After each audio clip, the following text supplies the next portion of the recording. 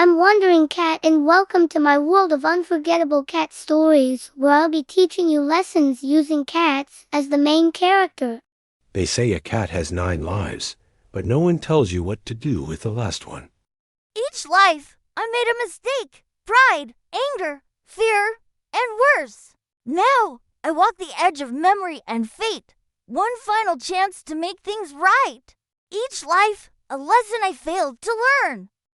This is the story of the lives I lost and the one I must not waste. Behold my kingdom, it is I who built these walls, and it is I who shall forever stand above them.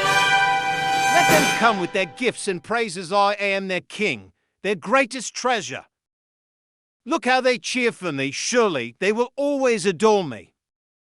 Surrounded by feasts, yet blind to his people's hunger. He built monuments to himself, thinking legacy was carved in marble, not in memory. Your worries bore me, the people will always love me. Bring me more celebrations instead. When hardship came, his crown held no weight, and the ones who once cheered now walked away. Surrounded by everything, he had nothing. The silence of his palace grew louder than any cheer. I built you to last forever, but even stone fades when it stands alone. The cheers have vanished was I ever truly loved. At last he understands his true legacy was not in power, but in the lives he touched and the hearts he neglected. A crown can weigh down a soul. It's time I walk without it. The sky, it never needed a king. It simply shines quietly for all. Among forgotten statues, he tended not to his monuments, but to his memories. His white-tipped tail curled softly in the grass as his final life faded, not as a king but as one who finally understood how to live. In his final life, he began again not as a king, but as a helper, a friend. Come now, little one, we all have a part to play. Let's build the kingdom together. Together, we can lift more than I ever could alone. Let me tell you a story about a king who forgot what truly mattered until he didn't.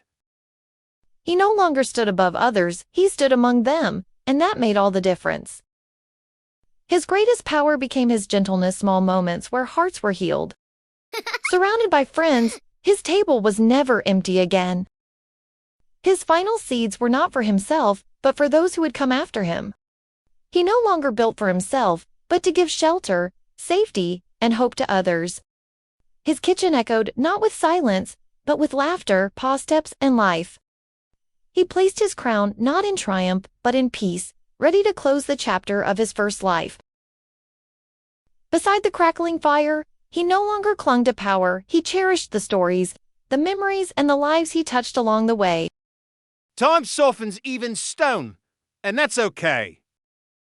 Generations passed, but the bond remained, this time built on laughter, not commands. We've got work to do, friends. Let's make this place shine again.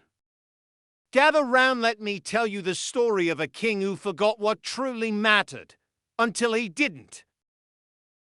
Some things aren't meant to be remembered in stone, but in what we grow around them. This is my kingdom now, and I wouldn't trade it for the grandest palace. As the city glowed beneath the sunset, he quietly closed his story with a heart finally at peace. Among the stories of all his lives, his first life stood proudly on the shelf not as a tale of power, but as a lesson of love. He passed the crown not as a symbol of power, but as a playful reminder that true greatness is found in kindness. For a moment, he saw the king he once was before the glass cracked, and he smiled at the life he chose instead. Come on, friends, there's always another shelter to build, another heart to lift. Beneath the quiet shade, with the warmth of a new friend curled at his side, he found the kingdom he had searched for all his lives, a place of belonging, of love, of peace. So kids, the moral of the story is, true leadership is not about power, pride, or being above others. It is about serving with humility, kindness, and genuine connection.